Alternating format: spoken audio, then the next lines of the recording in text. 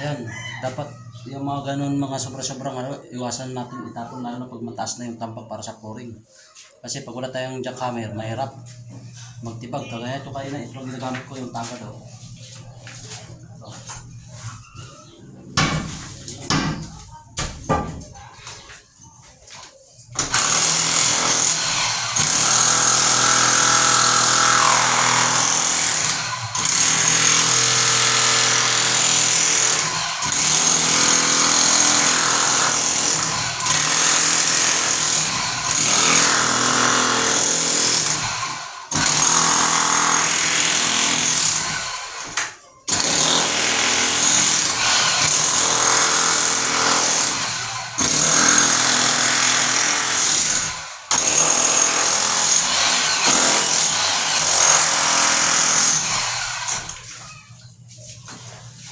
Kaya yan dapat ang iwasan natin.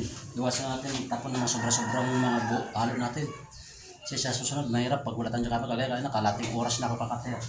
Baka ano sa tagad, di wala pa rin. Sumakit ng kamay ko. Oh, para lang sa kalaman ng mga kasama natin sa construction.